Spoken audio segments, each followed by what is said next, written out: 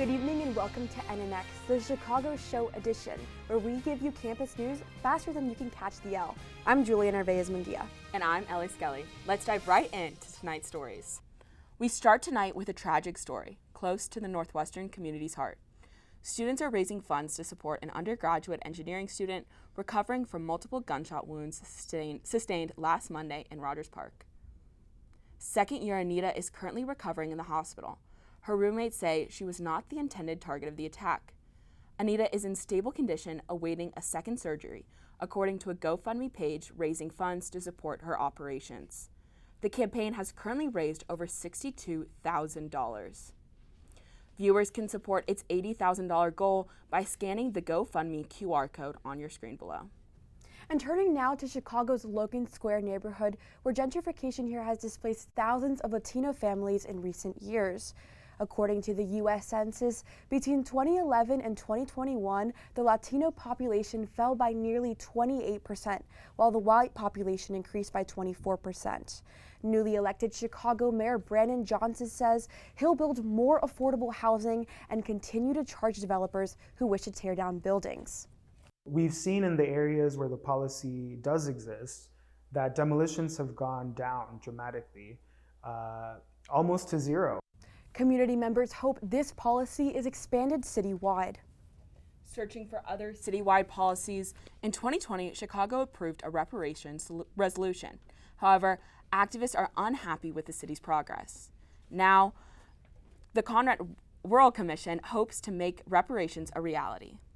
At a town hall last week, the committee gathered community input. Leaders say Mayor Brandon Johnson committed to supporting a reparations plan during his campaign. Now, they hope to send a 100-day plan to his office. It's time for all of us to come together to the table and let the legislators in this city and this state know that we mean business. And what are their plans going forward? Yeah, well, leaders are currently looking for people to be on a selection committee for a commission of people to work alongside the city's reparations subcommittee, and they want people from all over the city to apply. Thank you so much, Julia, and thank you for reporting your last story and all the work you put in. And for another type of sustainability, you likely know the Chicago River for its picture-worthy river walk, but the 156-mile-long river faces pollution challenges through downtown and several neighborhoods. Volunteers collected dozens of bags of trash in a spring cleanup earlier this month in parks along the river.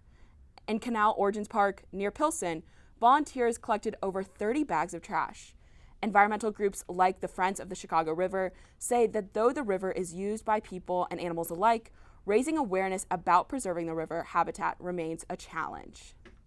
If it's a healthier environment for the fish, it's a healthier environment for the mammals and for the birds, and we reap those benefits in ways that I don't think we always totally realize. Volunteers say that being mindful of the litter, especially small plastics, can help make a difference. For more information on how to keep the Chicago River clean, visit chicagoriver.org. And now a wider view at Chicago's neighborhoods. Since 2020, the city's population has decreased by 3%. The U.S. Census Bureau releasing estimates last May, revealing Chicago lost about 81,000 residents since 2020. But the reason for the decline is not so clear. Some point to remote work and mortality rates during the pandemic, as well as an increased cost of living in big cities. Now, it's possible that these shifts are due to 4 factors, according to Northwestern sociology professor Christine Percheski: fewer moving to Chicago, more moving out, fertility rates, and mortality rates.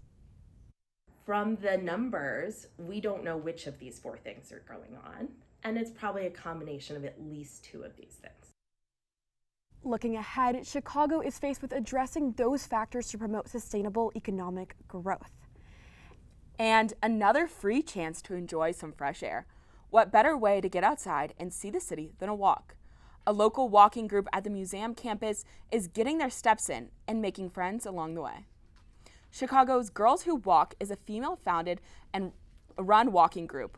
Weekly walks in different parts of the city can last from 1 to 3 miles. The group also partners with organizations to provide non-walking social events for its members. The main purpose is to help new and lifelong Chicagoans make friends. As long as you have your walking shoes on, all are welcome. I'm new to the city. I saw like Girls Who Walk on Instagram, and I thought it'd be a really nice way to explore the city and meet new people at the same time. Dates, times, and locations are all posted on their Instagram at Chicago Girls Who Walk. And with graduation approaching and parents coming to campus, it's time to ditch the dining halls. Our own Vanessa Kelson dishes out some delicious Chicago spots your parents should take you, and she joins us in the studio now. Now, Vanessa, tell us a little bit more about the Chicago food scene. Well, there is a reason why Chicago is consistently ranked one of the best culinary scenes in America, if not the world.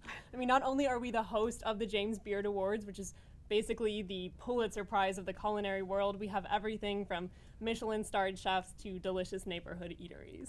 Oh my gosh, well, I'm dying to know, what was your favorite thing that you ate? I gotta say, it was probably the cornbread with honey butter at Virtue. It was divine. Had a delicious golden brown crust all the way around, and that warm honey butter just spread so nicely on top. It was so, so good, and that's coming from a Southerner. Well, I'm so glad to hear that and so jealous. Now, the inter-campus shuttle takes you downtown to Chicago for free, making it easier to enjoy the city's offerings. And we are just 3 days away from Taylor Swift taking the stage at Soldier Field. NNN's Andrew Rowan found out that tourism officials are too, as businesses create experiences to make sparks fly. Taylor Swift's Eras Tour has a reputation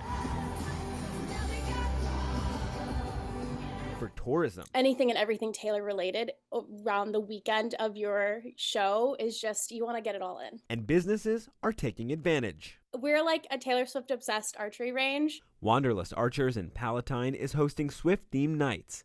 Yes, those are some of her exes on the targets. We do weddings every weekend, but it's really, really exciting to be able to do something a little bit different. Tamara Makeup and Hair Artistry is used to glamming up brides. We have booked out for all 3 days of the concert. But this weekend, the salon will be full of Swifties. We have all the jewels and the gems and the snakes and everything. We have it all set to go. And baker Caroline Roth is selling handcrafted cookie sets. I did one pre-sale last week, and that sold out in 4 minutes.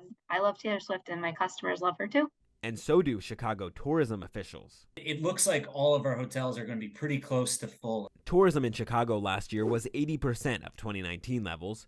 Concerts this year will play a big role in growing that number. It's not just Taylor Swift. It's Beyonce, it's Bruce Springsteen, Ed Sheeran, Madonna, Guns N' Roses. We've got a full schedule this summer. The city says a key component of success to the weekend is getting Swifties out of their hotel when the concert's not going on and into restaurants. People will definitely, hopefully, flock here. All Too Well Deli in Lincoln Park will offer a sandwich called Taylor's version. We found out she loved turkey sandwiches and she loves hummus. The deli is also offering discounts when you show your concert ticket. Even though her concert's like 4 hours long or whatever, it's not even enough. When the concert is over, tourism officials hope this weekend will be a love story for the city's economy. Thanks, Andrew. Julia, are you a Taylor Swift fan? Oh, I love Taylor Swift. You know, I saw her, I think, Speak Now tour back in the day. Now, tickets were a lot less expensive. No way. What about you, Ellie? I love Taylor Swift. Huge fan. And now in our studio, we have the NNN Seniors here one last time. We are so excited to send y'all off in the real world, and just thank you guys for your mentorship and your expertise and being such great friends. What has been your favorite NNN memory?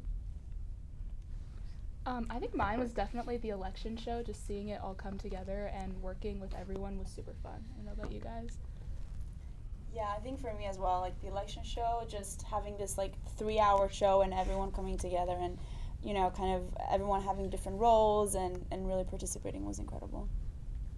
I also enjoyed the election show. I also really loved the bloopers. Oh, when Jenny was supposed to come on and do a tease, and there was some miscommunication, and so instead of sitting in the chair, she ducked behind the chair, and I tossed to an empty chair.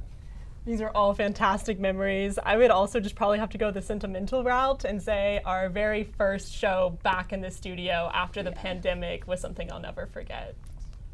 Thank you so much, you guys. That was great. Well, that's all the time we have for today. From all of us at NNN, thanks for a great year. Stay tuned for the Northwestern News Report Chicago show live at 7. I'm Ellie Skelly. And I'm Julia Narvaez-McGee. Have a great summer.